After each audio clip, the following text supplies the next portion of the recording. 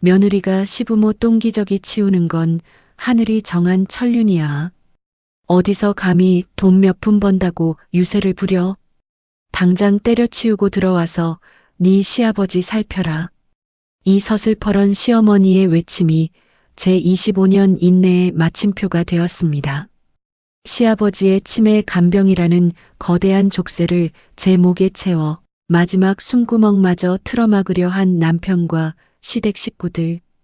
그들에게 저는 한 명의 인간이 아닌 공짜로 부려먹는 무기한 노동력일 뿐이었습니다.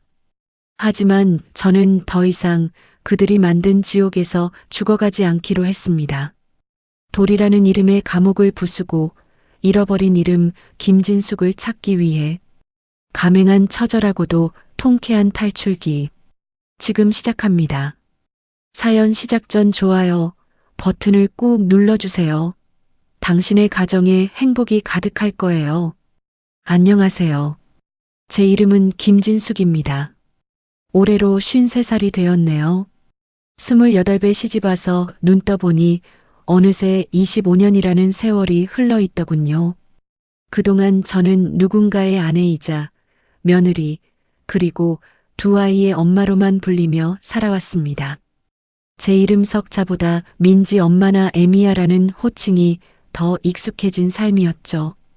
오늘 아침도 평소와 다를 바 없이 시작되었습니다. 아침부터 들려오는 요란한 초인종 소리에 잠을 깼어요. 문을 열기도 전에 누구인지 이미 알고 있었습니다. 이 시간에 예고도 없이 들이닥칠 사람은 이 세상에 단 한 분뿐이니까요. 아니, 해가 중천에 떴는데 아직도 잠이 쏟아지니? 어머니, 오셨어요? 내가 오죽하면 이 새벽바람을 가르고 왔겠냐. 거실 바닥골 좀 봐라. 먼지가 폴폴 날리는 게 아주 사람 잡게 생겼구나. 시어머니는 신발을 벗자마자 거실 한복판에 손가락을 대고 슥 문지르셨습니다. 그러고는 마치 큰 죄라도 발견한 사람처럼 미간을 찌푸리며 저를 노려보셨죠. 저는 대답 대신 주방으로 향했습니다. 어머니의 잔소리는 이제 제 아침 공기 같은 것이 되었거든요. 예, 너는 시어머니가 왔는데 물 한 잔 안 내오니? 네, 금방 드릴게요. 됐고, 냉장고 좀 보자. 내 아들 먹을 건 제대로 챙겨놓고 사는 건지 원. 어머니는 냉장고 문을 벌컥 열더니 반찬통들을 하나하나 들춰보기 시작하셨습니다. 그 소란에 안방에서 자고 있던 남편이 부스스한 모습으로 나왔죠. 엄마, 일찍 오셨네? 그래, 내 새끼 얼굴 좀 보자. 아이고, 얼굴 반쪽된 것 좀 봐. 너 집에서 마누라 눈치 보느라 밥도 제대로 못 얻어먹고 다니니? 아니, 그냥 좀 피곤해서 그래. 진수가, 당신은 엄마 오셨는데 인사만 하고 뭐해? 아침 차리고 과일이라도 먼저 좀 깎아와봐. 남편은 소파에 털썩 주저앉으며 저를 나무랐습니다. 저는 싱크대 앞에 서서 어제 다 끝내지 못한 설거지 더미를 바라보았습니다. 고무장갑을 끼고 물을 틀었죠.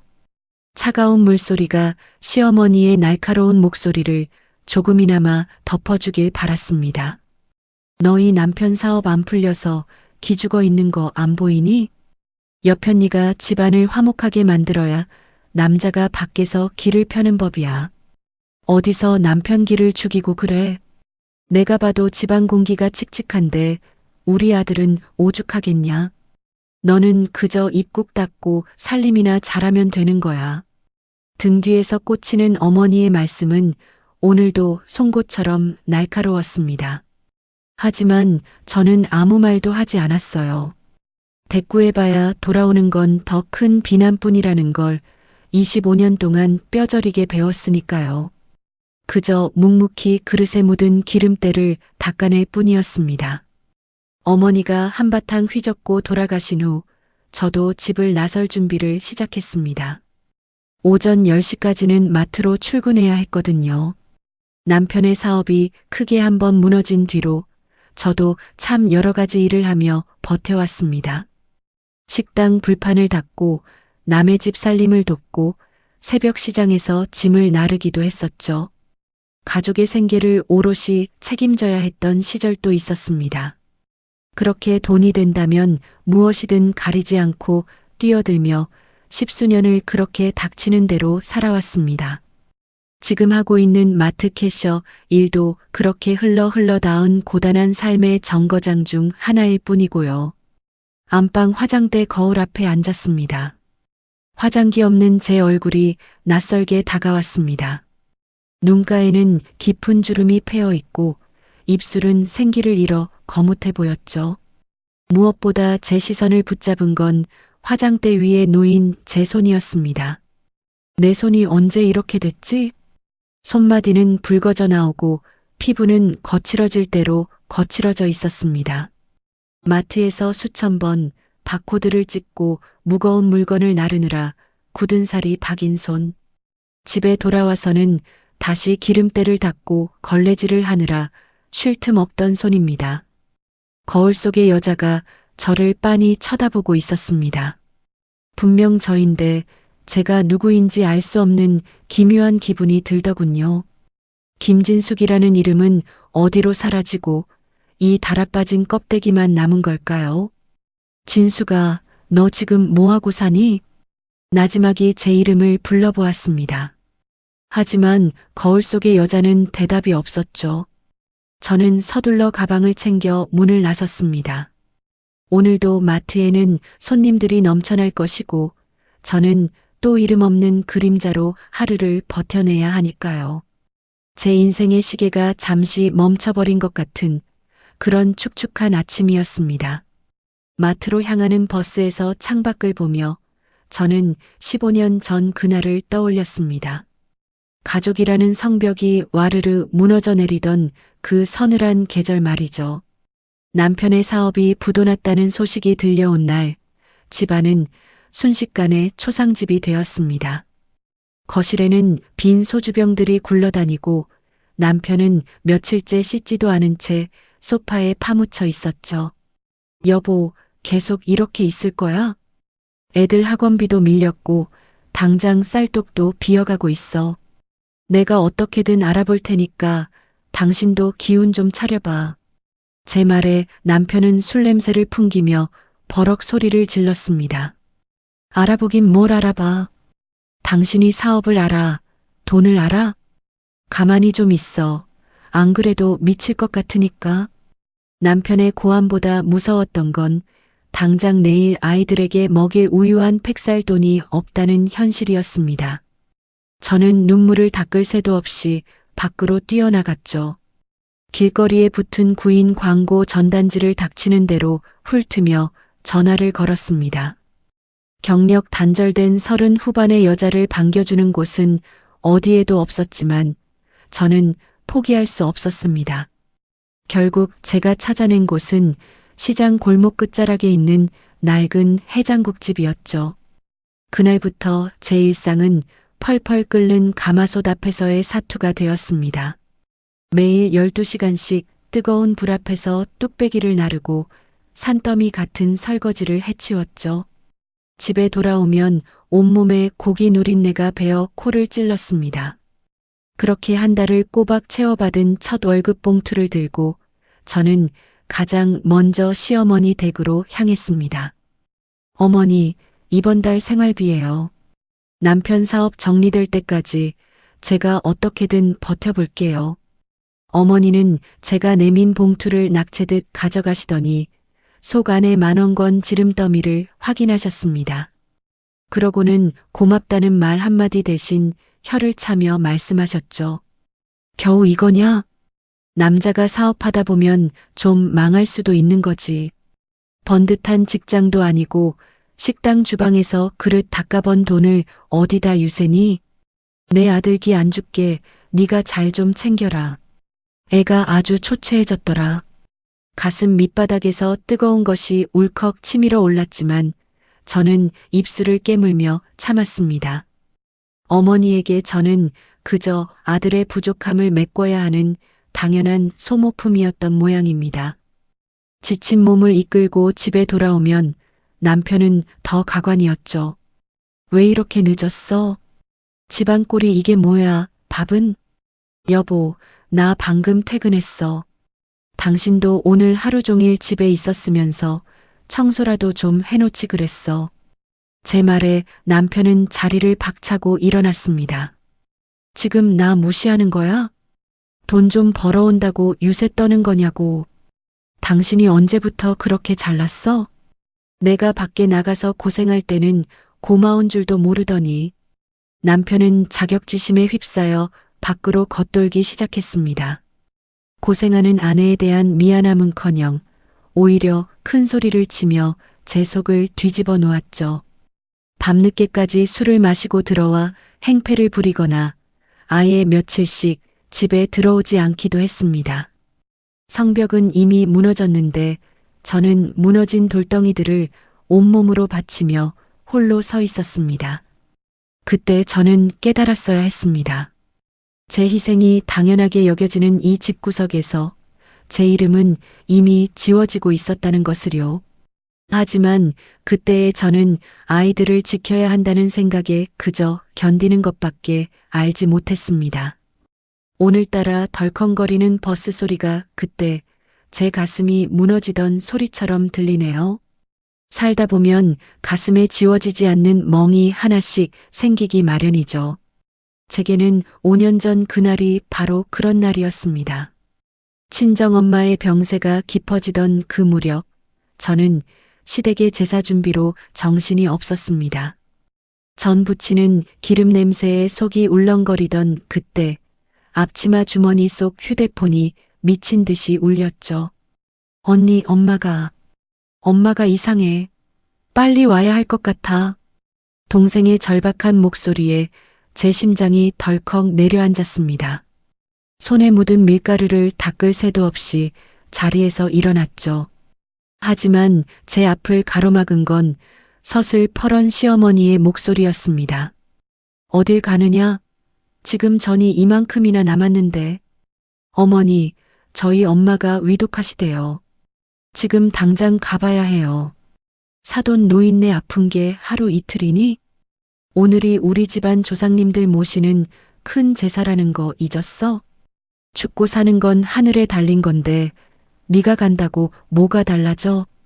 시어머니는 제 팔을 낚아채며 부엌 바닥으로 저를 다시 앉혔습니다. 옆에 있던 남편을 향해 저는 간절하게 눈을 맞췄죠. 여보, 당신이 어머니 좀 설득해줘. 나 지금 안 가면 엄마 마지막 길도 못 볼지 몰라. 제발. 하지만 남편은 제 시선을 피하며 짜증스럽게 소주잔을 내려놓았습니다. 아, 진짜 시끄럽네. 당신만 친정 있어? 우리 집 제사 망치면 당신이 책임질 거야? 엄마 말 들어. 제사 끝나고 내일 아침에 가도 안 늦어. 사람이 도리가 있어야지 며느리가 제삿날 집을 비우는 게 말이 돼? 도리라니요. 25년을 종처럼 부려먹으면서 그들이 말하는 도리는 오직 저에게만 적용되는 굴레였습니다. 저는 결국 앞치마를 집어 던지고 밖으로 뛰쳐나갔습니다. 뒤에서 들려오는 시어머니의 악다구니와 남편의 욕설을 뒤로 한 채 병원으로 달렸죠.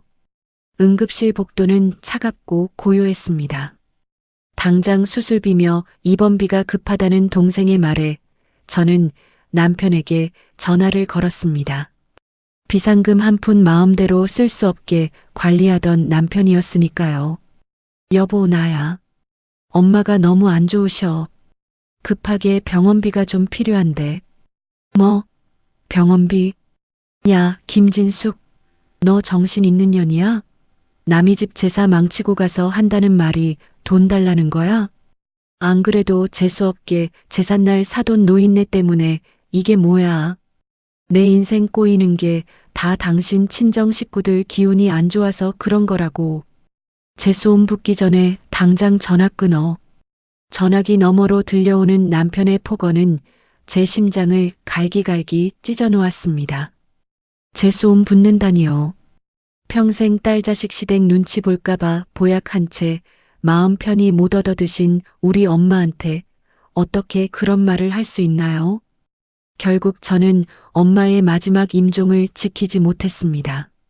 병실 문을 열었을 때 엄마는 이미 차갑게 식어가고 있었죠. 엄마의 마른 손을 붙잡고 통곡하는 제 귓가에 남편의 목소리가 환청처럼 맴돌았습니다. 제 소음 붙는다. 그날 제 가슴에는 시퍼런 멍이 들었습니다. 아무리 시간이 흘러도 결코 흐려지지 않을 피 맺힌 멍 자국 말입니다. 죽을 때까지 용서하지 않겠다고 차갑게 식은 엄마의 손을 잡고 저는 수백 번을 다짐했습니다. 그렇게 제 영혼의 일부가 엄마와 함께 떠나버린 기분이었죠. 당장이라도 이 지옥 같은 집구석을 뛰쳐나가고 싶었습니다. 남편이라는 작자와 그 시댁 식구들과는 다시는 얼굴도 마주하고 싶지 않았거든요. 하지만 현관문을 열고 들어서자마자 저를 반기는 건 제 새끼들이었습니다. 아직 학교에 다니며 제 손길이 필요한 아이들. 아이들이 제 옷자락을 잡으며 엄마 울었어? 하고 묻는데 발걸음이 떨어지질 않더군요. 아니야, 먼지가 들어가서 그래. 거짓말을 하며 아이들을 끌어안았습니다. 내 이름 석자는 버려도 이 아이들의 엄마라는 자리는 차마 버릴 수가 없었죠. 그렇게 저는 다시 껍데기만 남은 채 그 집의 식모로 일꾼으로 살아가기를 선택했습니다. 아이들이 무사히 제 앞가림을 할 때까지만이라도 버텨보자고 그렇게 하루하루를 죽은 듯이 참아냈습니다. 친정엄마를 보내고 가슴에 시퍼런 멍을 품은 채 살아가던 어느 날이었습니다. 집안에 또 다른 먹구름이 드리웠죠. 평소 말 수 없으시던 시아버님이 치매 판정을 받으신 겁니다. 벽에 대고 말씀을 하시거나 집을 못 찾아 파출소에서 연락이 오는 일이 잦아졌죠. 가족 모두에게 위기였지만 시어머니는 기다렸다는 듯 그 짐을 제 앞에 내려놓으셨습니다. 예, 들었지? 내 시아버지 정신줄 놓고 난리도 아니다. 이제부터는 네가 딱 붙어서 수발 들어야겠다. 어머니, 저 지금 마트 일 나가는 거 아시잖아요. 제 말에 시어머니는 콧방귀를 뀌며 소파에 깊숙이 몸을 묻으셨습니다. 돈이야, 이제 내 아들이 벌어오잖니. 시아버지가 저 모양인데 며느리가 밖으로 나도는 게 제정신이냐? 어머니에게 시아버님의 병은 슬픔이 아니라 당신의 노년을 편하게 해줄 명분에 불과했습니다. 그날 저녁 남편까지 가세에 저를 거실 한복판에 앉혀두고 이른바 가족회의라는 걸 열었죠. 남편은 술 기운이 약간 오른 얼굴로 저를 빤히 쳐다보며 입을 열었습니다. 여보, 엄마 말씀 틀린 거 하나 없어. 사람이 도리라는 게 있잖아. 며느리가 시부모 똥기저귀 치우는 건 하늘이 정한 천륜이야. 자식된 도리로 어떻게 아버지를 요양원에 보내니? 남편의 입에서 도리라는 말이 나오자마자 제 안에 무언가가 툭 끊어지는 기분이었습니다. 친정엄마 임종도 못 지키게 했던 그 입에서 나올 말은 아니었으니까요. 당신은 참 쉽게 말하네. 천륜? 도리? 그럼 당신이 직접 하면 되겠네.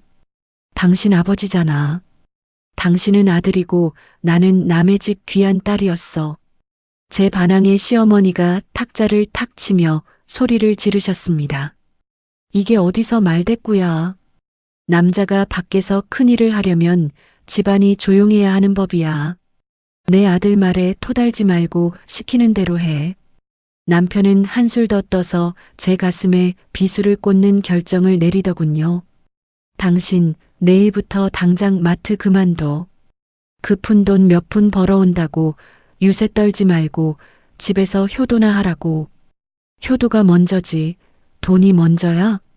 당신이 그렇게 고집 피우면 나도 당신 가만 안 둬.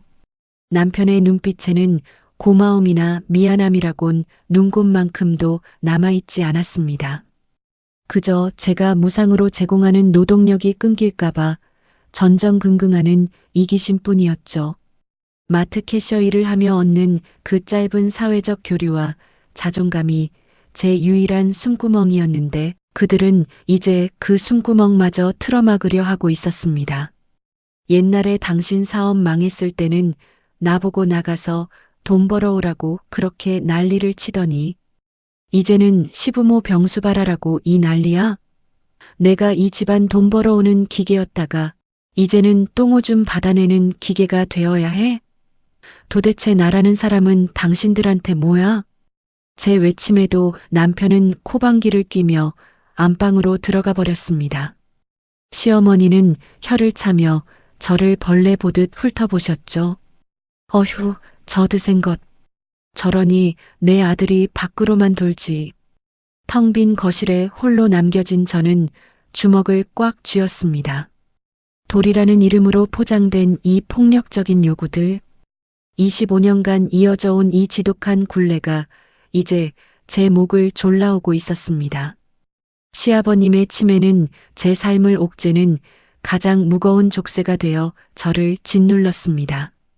어둠 속에서 저는 깨달았습니다. 이 성벽은 이제 고쳤을 수도 더 이상 버틸 수도 없다는 것을요. 밤새 한숨도 자지 못했습니다. 거실에서 들려오던 남편의 코 고는 소리와 시어머니의 잠꼬대 섞인 웅얼거림이 마치 환청처럼 제 귓가를 맴돌았죠. 하지만 신기하게도 눈물은 더 이상 나오지 않더군요. 가슴 속에서 타오르던 불덩이가 밤사이 아주 차갑고 딱딱한 얼음덩이로 변해버린 기분이었습니다. 다음 날 아침 저는 평소처럼 아침상을 차려놓고 집을 나섰습니다. 남편은 제가 마트 사직서를 내려가는 줄 알고 기분 좋게 숟가락을 놀리더군요. 하지만 제 발걸음이 향한 곳은 마트가 아니라 시내 중심가에 있는 은행이었습니다. 어서 오세요, 고객님. 무엇을 도와드릴까요? 계좌 하나 정리하려고요. 그리고 자동이체 해지도 몇 건 부탁드립니다. 은행 창구 앞에 앉아 도장을 꺼냈습니다. 25년 전 시집 와서 처음으로 식당 주방 일을 시작했을 때부터 남편 몰래 한 푼, 두 푼 모아온 비상금 통장이었죠. 남편이 사업 말아먹고 시어머니가 제 월급 봉투를 가로챌 때도 저는 잠을 줄여가며 부업을 해서 이 통장을 지켰습니다. 제 피와 땀 그리고 서러움이 눅진하게 녹아있는 3천만 원이라는 숫자. 고객님, 시어머니 생활비로 등록된 자동이체도 해지해 드릴까요? 네, 당장 끊어주세요. 이제 이 돈은 오직 저만을 위해 쓸 생각입니다. 상담원에게 답하며 저는 속으로 수없이 되뇌었습니다. 더 이상 그들에게 제 노동의 대가를 바치지 않겠다고요. 통장을 해지하고 카드를 새로 발급받아 가방 깊숙이 넣는 순간 왠지 모를 서늘한 해방감이 전신을 감쌌습니다. 그 다음 발걸음은 미리 예약해둔 법률사무소로 향했습니다. 강찬희 변호사라는 이름이 적힌 무거운 문을 열고 들어가자 냉철해 보이는 인상의 남자가 저를 맞이했죠. 김진숙 씨 되시나요? 예약하신 시간보다 일찍 오셨네요. 상담 신청서 보니까 이혼 및 위자료 청구 소송을 원하신다고요. 저는 대답 대신 가방 안에서 낡은 가계부 3권을 꺼내 테이블 위에 놓았습니다. 가계부에는 25년간 제가 벌어들인 수입과 시댁으로 흘러들어간 지출 내역이 1원 한 장 틀리지 않고 기록되어 있었죠. 그리고 녹음기에는 시어머니의 폭언과 남편의 욕설이 녹음되어 있었습니다. 와, 이걸 다 모으신 건가요? 네, 언젠가 이날이 올 줄 알았거든요. 엄마 임종 때 남편이 했던 말까지 다 녹음되어 있습니다.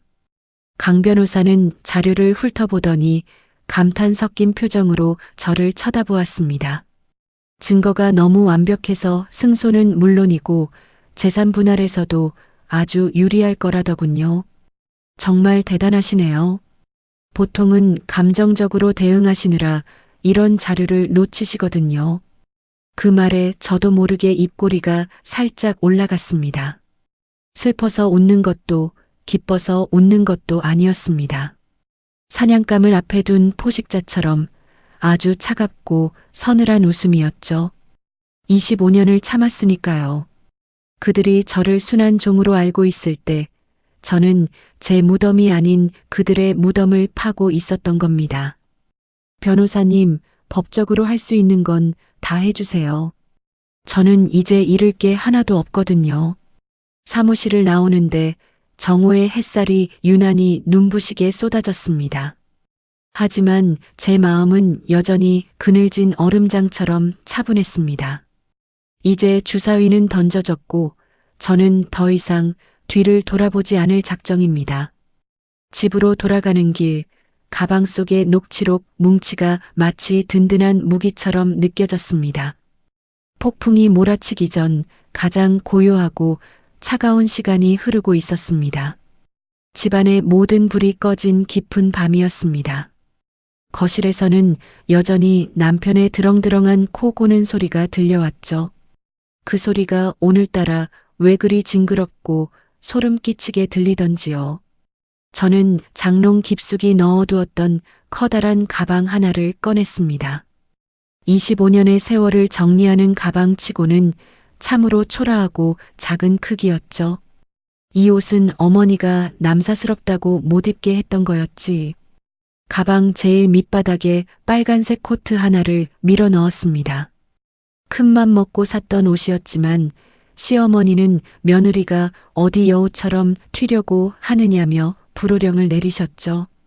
그때는 그 말이 무서워 한 번도 입지 못하고 장롱 속에 처박아 두었던 옷입니다.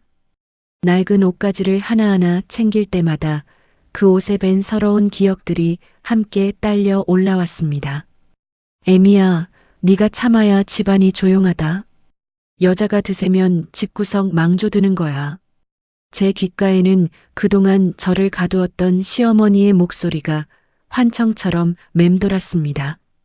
가방을 채우는 건 짐이 아니라 지난 세월 제가 삼켜왔던 피눈물 덩어리들이었죠. 하지만 신기하게도 가방이 무거워질수록 제 마음은 오히려 가벼워졌습니다. 남편과 시어머니가 제게 씌워두었던 며느리라는 무거운 껍데기를 하나씩 벗어 던지는 기분이었거든요. 여보, 물 좀 가져와. 자다 깨서 헛소리를 하는 남편의 목소리에 저는 잠시 숨을 죽였습니다. 방문을 열고 나가 물 한 잔 떠다 바치는 것이 지난 25년간의 제 의무였죠. 하지만 오늘은 가만히 앉아 그 소리가 잦아들기를 기다렸습니다. 남편은 투덜거리다 다시 잠이 들었고 저는 마지막으로 아이들의 방을 살짝 들여다보았습니다. 미안하다 얘들아. 엄마, 조금만 먼저 가서 기다릴게. 곤히 잠든 아이들의 얼굴을 보니 가슴 한구석이 아릿해졌지만 눈물은 흘리지 않았습니다. 제가 행복해야 아이들도 행복해질 수 있다는 것을 이제야 깨달았으니까요. 저는 아이들을 향한 미안함마저 가방 속에 꾹꾹 눌러 담았습니다. 비겁한 도망이 아니라 당당한 독립을 위한 준비였기에 저는 떨리는 손을 꽉 쥐었습니다. 새벽 4시 창밖이 푸르스름하게 밝아올 무렵이었습니다. 저는 가방을 메고 조심스럽게 안방을 나왔습니다. 거실에는 시어머니가 낮에 제 살림살이를 타박하며 내팽개친 행주가 널브러져 있더군요. 평소 같으면 바로 빨아서 널었겠지만 저는 그냥 지나쳤습니다. 이제 저 행주를 빠는 것도 이 거실의 먼지를 닦는 것도 제 일이 아니니까요. 현관문 앞에 서서 숨을 크게 들이마셨습니다. 차가운 문고리의 감촉이 손바닥을 타고 전해졌죠. 25년 전 설레는 마음으로 들어왔던 이 집이 어느새 제 영혼을 갉아먹는 거대한 무덤이 되어 있었습니다. 저는 뒤도 돌아보지 않고 도어락에 잠금 장치를 풀었습니다. 띠리릭 철컥. 고요한 새벽 공기를 가르는 그 기계음이 제 귀에는 마치 감옥문이 열리는 소리처럼 들렸습니다. 철창 속에 갇혀있던 한 인간이 비로소 자유의 땅으로 발을 내딛는 선언 같았죠. 저는 문을 닫으며 나지막이 움츠렸습니다. 잘 있거라, 내 무덤아. 계단을 내려가는 제 발걸음은 그 어느 때보다 가볍고 단호했습니다. 아파트 단지를 빠져나오자 차가운 새벽바람이 제 뺨을 스치더군요. 그 바람이 너무나 달콤해서 저는 길가에 서서 한참 동안 그 공기를 들이마셨습니다. 이제 제 앞에는 오직 저만의 길이 펼쳐져 있을 뿐입니다. 폭풍이 몰아치기 직전의 고요한 새벽, 저는 그렇게 저를 가두었던 세상에서 탈출했습니다. 짐 가방 하나를 들고 도착한 곳은 보증금이 싼 변두리의 작은 원룸이었습니다. 5평 남짓한 좁은 방이었지만 문을 잠그고 서니 비로소 숨이 쉬어지더군요. 누구의 눈치도 보지 않고 제 몸 하나 눕힐 수 있는 오직 저만을 위한 공간이었습니다. 창가에 짐을 내려놓고 바닥에 주저앉았습니다. 여기가 이제 내 집이구나. 25년 동안 수십 평 아파트의 살림을 도맡아왔지만 정작 제 마음 둘 곳은 단 한 뼘도 없었습니다. 차가운 방바닥에 누워 천장을 바라보는데 묘한 기분이 들더군요. 아무도 저에게 밥 줘, 청소해라, 애비 기죽이지 말라고 소리치지 않는 적막함. 그 고요함이 처음엔 낯설고 두려워 몸이 떨렸습니다. 하지만 이내 가슴 깊은 곳에서 뜨거운 해방감이 파도처럼 밀려왔습니다. 그래, 이제부터 시작이야. 저는 떨리는 손으로 강 변호사님께 메시지를 보냈습니다. 준비한 소장을 바로 접수해달라고 말이죠. 며칠이 지난 오후 법원으로부터 소장이 남편의 손에 배달되었다는 연락을 받았습니다. 제가 없는 그 거실에서 어떤 일이 벌어지고 있을지 상상만 해도 손끝이 짜릿해졌죠. 아마 남편은 현관문을 두드리는 집배원의 목소리에 영문도 모르고 나갔을 겁니다. 이혼 및 재산 분할 청구 소송이라는 글자가 박힌 서류 봉투를 뜯었을 때 그 인간 표정이 어땠을까요? 옆에서 지켜보던 시어머니는 또 얼마나 뒤로 넘어갈 듯 소리를 질렀을까요? 안 봐도 비디오처럼 훤히 보였습니다. 아수라장이 되었을 그 집구석이 떠올라 저도 모르게 헛웃음이 터져 나왔습니다. 아니나 다를까 얼마 지나지 않아 휴대폰이 미친 듯이 울려대기 시작했습니다. 화면에는 남편이라는 두 글자가 번쩍이고 있었죠. 저는 차분하게 숨을 고르고 전화를 받았습니다. 야, 김진숙, 너 지금 미쳤어? 이게 뭐야? 이혼 소장? 너 지금 나랑 장난해? 당장 안 들어와? 어디서 감히 뒤통수를 쳐? 남편의 고함은 수화기 너머에서도 고막을 찢을 듯 날카로웠습니다. 평소 같으면 심장이 두근거려 아무 말도 못했겠지만 지금의 저는 달랐습니다. 장난 아니야. 거기 적힌 내용 하나하나 다 진실이니까 변호사 통해서 얘기해. 나 이제 당신 아내 아니니까 소리 지르지 마. 제가 차갑게 대꾸하자 옆에서 뺏어 들었는지 이번엔 시어머니의 악다구니가 들려왔습니다. 이 천하의 고약한 것. 네가 우리 집안을 망해 먹으려고 작정을 했구나. 시아버지가 저 모양인데 며느리가 이혼 소송? 너 천벌 받고 싶어서 그래. 당장 와서 이거 취소 못해?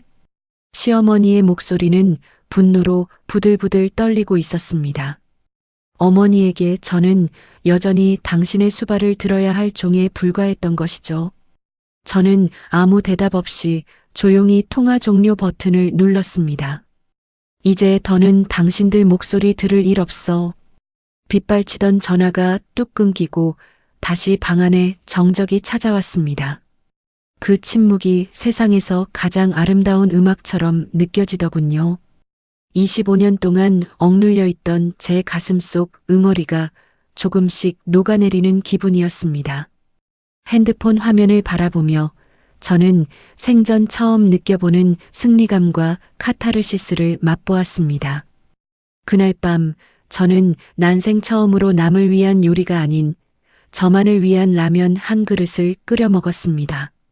좁은 원룸에 퍼지는 그 짠 냄새가 어찌나 구수하고 행복하던지요.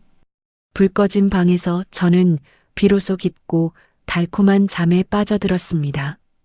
원룸으로 거처를 옮기고 며칠 동안 제 머릿속을 떠나지 않은 건 오직 아이들이었습니다.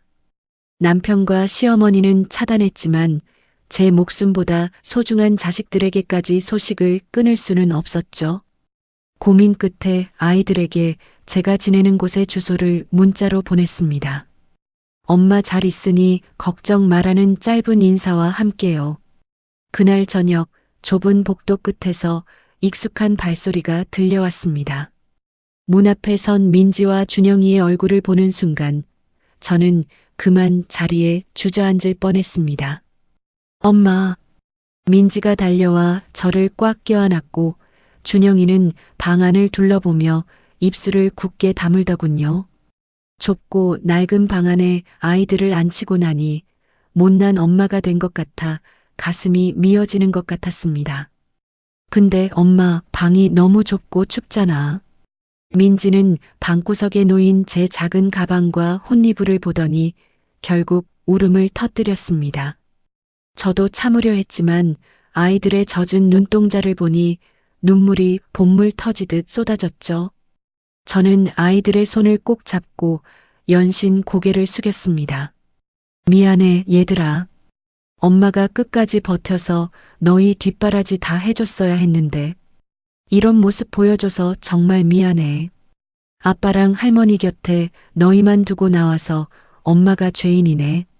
제 사과에 준영이가 제 손을 더 세게 쥐며 말했습니다. 엄마, 그런 말 좀 하지 마. 그 집은 엄마에게 집이 아니었어. 엄마한테는 감옥이었어. 민지도 눈물을 닦으며 제 무릎 위에 얼굴을 묻었습니다. 맞아, 엄마. 우리는 엄마가 참는 거 보는 게 더 괴로웠어. 아빠가 술 먹고 엄마한테 소리 지를 때, 할머니가 엄마 투명 인간 취급할 때, 우리도 다 알고 있었어. 우리가 힘이 없어서 엄마를 못 지켜준 게 미안해서 나도 밤마다 울었단 말이야. 아이들의 고백은 제 가슴에 박힌 얼음덩어리를 녹여버리는 따뜻한 난로 같았습니다. 저는 아이들이 그저 어려서 제 고통을 모를 줄 알았거든요. 그런데 아이들은 어느새 훌쩍 자라 있었습니다. 엄마, 우리 걱정은 하지 마. 우리 이제 다 컸어. 나 취직해서 돈 벌고 준영이도 아르바이트 하면서 학비 벌 거야. 그러니까 엄마는 이제 아빠랑 할머니한테서 완벽하게 벗어나기만 해. 준영이가 제 어깨를 감싸 안으며 듬직하게 웃어 보였습니다. 엄마, 우리가 엄마의 가장 강력한 증인이 될게. 엄마가 25년 동안 우리 위해서 희생한 거 혹시 필요하면 소송 법정에서 다 말할 거야. 그 사람들이 엄마를 어떻게 부려먹었는지 세상 사람들이 다 알게 할 거야. 아이들의 위로에 저는 세상을 다 얻은 기분이었습니다. 남편의 배신과 시어머니의 학대로 갈기갈기 찢겼던 제 영혼이 비로소 치유되는 기분이었죠. 엄마, 오늘은 엄마라고 안 부를래. 엄마도 이름이 있잖아. 김진숙. 얼마나 멋진 이름이야. 민지는 제 눈을 똑바로 쳐다보며 아주 다정하게 속삭였습니다. 김진숙 씨, 고생 많았어요. 이제 누구의 며느리도 누구의 아내도 아닌 그냥 김진숙으로 살아요. 우리가 엄마 이름 되찾아 줄게. 김진숙 씨라니요. 준영이도 장난스럽게 하지만 진심을 담아 제 이름을 불렀습니다. 진숙 씨, 우리 오늘 맛있는 거 먹으러 갈까요? 엄마가 해주는 밥 말고 남이 해주는 제일 비싼 거로요. 아이들의 웃음소리가 좁은 원룸 안을 가득 채웠습니다. 25년 만에 처음으로 엄마라는 무게를 내려놓고 한 인간으로서 존중받는 기분이 들더군요. 제 이름 석자가 이렇게 따뜻하고 뭉클한 것인지 예전엔 미처 알지 못했습니다. 그래. 고맙다 얘들아. 엄마가 힘낼게. 이제 김진숙으로 당당하게 살아볼게. 저는 아이들을 품에 꼭 안았습니다. 밖은 여전히 춥고 어두운 밤이었지만 제 마음속에는 이미 봄꽃이 피어오르고 있었습니다. 이제 저는 혼자가 아닙니다.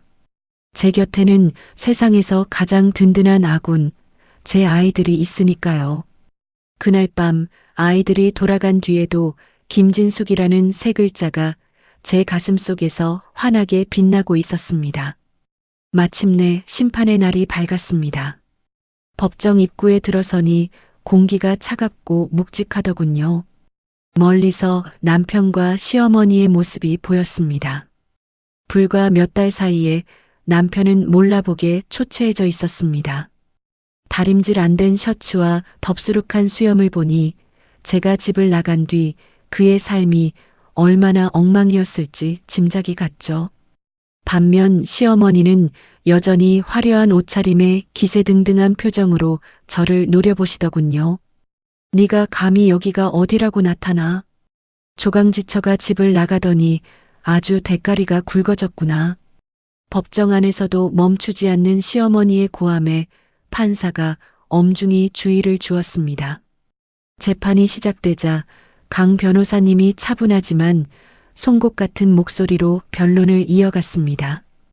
테이블 위에는 제가 25년 동안 일하며 모은 급여 명세서와 세금 신고 자료들이 산더미처럼 쌓여 있었죠.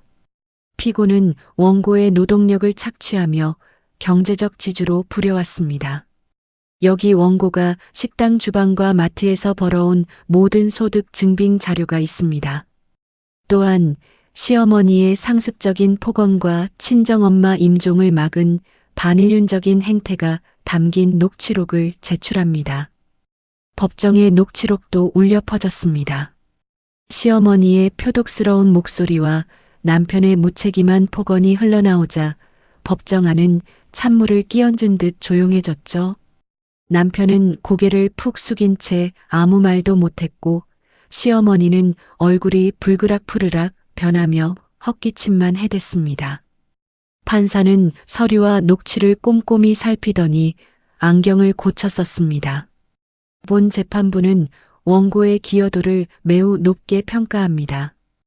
혼인 기간 25년 동안 원고가 실질적인 가장 역할을 했음이 명백합니다. 또한 피고와 그 가족의 부당한 대우로 인한 정신적 고통 또한 인정됩니다. 판사의 입에서 인정된다는 말이 나올 때마다 제 가슴 속 응어리가 조금씩 터져나가는 기분이었습니다. 드디어 판결의 순간이 다가왔습니다. 주문을 낭독하겠습니다. 피고는 원고에게 혼인 생활 중 형성된 재산의 50%를 분할하라. 또한 피고는 원고에게 위자료 5천만 원을 지급하라. 50%라는 숫자가 제 귀에 꽂히는 순간 저는 눈을 감았습니다. 환희라기보다는 깊은 안도감이 밀려오더군요. 25년 동안 짊어졌던 무거운 짐이 바닥으로 툭 떨어지는 소리가 들리는 것 같았습니다. 옆에 서 있던 민지와 준영이가 제 손을 꽉 쥐어주었습니다. 엄마, 우리가 이겼어. 아이들의 속삭임에 저는 참아왔던 숨을 길게 내뱉었습니다. 법정을 나서는 길, 복도에서 기다리던 시어머니가 제 앞을 가로막았습니다. 이제는 기세등등하던 모습은 어디 가고 제 바짓가랑이를 잡을 듯 매달리더군요. 야, 이년아. 너 정말 이따구로 할 거냐? 내 시아버지는 지금 치매가 심해져서 벽에 똥칠을 한단 말이다. 누가 내 시아버지 똥기저귀를 치우란 말이냐? 사람이 정이 있지. 어떻게 돈만 챙겨서 홀랑 나가. 천하의 못된 년. 시어머니의 절규는 여전히 자기중심적이고 이기적이었습니다. 끝까지 저를 한 명의 인간이 아닌 당신들의 편리한 일꾼으로만 보고 있었죠. 저는 시어머니의 손을 차갑게 뿌리쳤습니다. 그러고는 멍하니 서 있는 남편과 시어머니를 향해 단호하게 말했습니다. 당신들이 입버릇처럼 말하던 그 천륜, 그 돌이 있잖아요. 이제 당신들이 직접 하세요. 저는 더 이상 당신들 종노릇 안 합니다. 남편이 여보, 미안해. 다시 생각하면 안 될까? 라며 말을 걸어왔지만 저는 눈길조차 주지 않았습니다. 늦어도 너무 늦은 사과였으니까요. 저는 아이들의 어깨를 감싼 채 법원 정문을 당당히 걸어 나왔습니다. 머리 위로 쏟아지는 햇살이 유난히 투명하게 느껴졌습니다. 이제 제 인생의 10월드라는 그림자는 영원히 사라졌습니다. 가슴속 시퍼런 멍이 조금은 옅어진 것 같은 아주 시원한 오후였습니다. 새벽 공기가 이토록 달콤할 수 있다는 걸 예전엔 미처 몰랐습니다. 여전히 저는 아침 일찍 눈을 뜨지만 이제는 누군가의 타박 섞인 잔소리가 아니라 기분 좋은 알람 소리에 잠을 깹니다. 제 이름 석자를 걸고 시작한 작은 식당, 진숙이네 식탁의 아침은 그렇게 시작되죠. 보글보글 끓어오르는 육수 냄새가 가게 안을 가득 채우면 비로소 제가 살아있다는 실감이 납니다. 사장님, 오늘도 국물 맛이 기가 막히네요. 맛있게 드셔주시니 제가 더 감사하죠. 손님들에게 건네는 인사 한마디에도 이제는 진심이 담깁니다. 예전에는 시댁 식구들의 입맛을 맞추기 위해 꾸역꾸역 주방에 서야 했던 고역이었지만 지금은 제 요리를 사랑해주는 사람들을 위해 앞치마를 매는 즐거움이 있습니다. 도마 소리가 경쾌하게 울려 퍼지고 갓 지은 밥 냄새가 코끝을 간지럽히는 이 순간이 제게는 기적과도 같습니다. 누구를 위한 의무도 굴레도 아닌 오직 저 김진숙의 의지로 차려내는 밥상 말입니다. 가게 정리를 잠시 미뤄두고 저는 정성스레 싸놓은 보따리를 챙겨 길을 나섰습니다. 분홍색 보자기에 쌓인 것은 제가 직접 만든 정갈한 반찬 몇 가지와 법원 판결문이었습니다. 친정 엄마가 잠들어 계신 산소로 향하는 발걸음은 유난히 가벼우면서도 가슴 한구석이 뭉클했습니다. 엄마, 나왔어. 푸릇푸릇하게 풀이 돋아난 무덤 앞에 앉아 보따리를 풀었습니다. 엄마가 생전에 좋아하시던 나물을 한 접시 놓고 그 옆에 조심스럽게 소장과 판결문을 내려놓았습니다. 재산의 50%를 분할하고 위자료를 지급하라는 그 선명한 문구 위로 햇살이 눈부시게 부서졌습니다. 엄마, 이거 봐. 나 이제 그 집에서 나왔어. 엄마 마지막 길 못 가게 막았던 사람들, 내가 법대로 다 이기고 당당하게 나왔어. 그 말을 내뱉는 순간 5년 전 가슴에 박혔던 시퍼런 멍이 일순간에 터져 나오는 기분이었습니다. 엄마의 손을 잡지 못하고 병원 복도에서 울부짖던 그날의 서러움이 남편의 폭언에 갈기갈기 찢겼던 제 영혼이 비로소 제자리를 찾는 것 같았습니다. 나 이제 자유야, 엄마. 누구의 종도 아니고 누구의 며느리도 아니고 그냥 김진숙으로 살아. 엄마한테 못 가보고 혼자 울게 해서 정말 미안해. 저는 엄마의 무덤을 끌어안고 참아왔던 통곡을 쏟아냈습니다. 25년 동안 억눌러왔던 울음이 한꺼번에 터져 나오는데 이상하게도 마음은 점점 가벼워지더군요. 바람이 제 머리칼을 부드럽게 쓸어 넘겨주었습니다. 마치 엄마가 고생했다, 우리 딸. 장하다라고 속삭여주는 것만 같았습니다. 한참을 울고 나니 비로소 가슴속에 응어리가 씻겨 내려간 듯 시원한 해방감이 찾아왔습니다. 해가 뉘엿뉘엿 지는 저녁, 저는 다시 제 보금자리로 돌아왔습니다. 비좁던 원룸을 벗어나 아이들과 함께 지낼 수 있는 작고 아담한 집을 마련했거든요.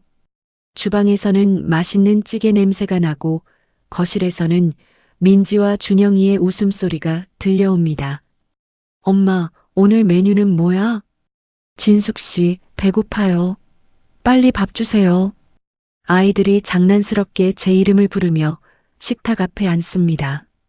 예전 같았으면 어디 엄마 이름 함부로 부르냐며 시어머니가 호통을 쳤겠지만 지금 우리 집에는 오직 웃음과 존중만이 가득합니다. 그래, 우리 진숙 씨가 솜씨 좀 발휘했지. 자, 맛있게 먹자. 김이 모락모락 나는 밥을 서로의 밥그릇에 듬뿍 담아주며 우리는 평범하고도 위대한 저녁 식사를 시작했습니다. 누구의 눈치를 볼 필요도 없고 남편의 짜증 섞인 요구를 들어줄 필요도 없는 식탁. 아이들과 도란도란 오늘 있었던 일을 나누며 웃음꽃을 피우는 이 시간. 이게 바로 제가 25년 동안 꿈꿔왔던 진짜 평화였습니다.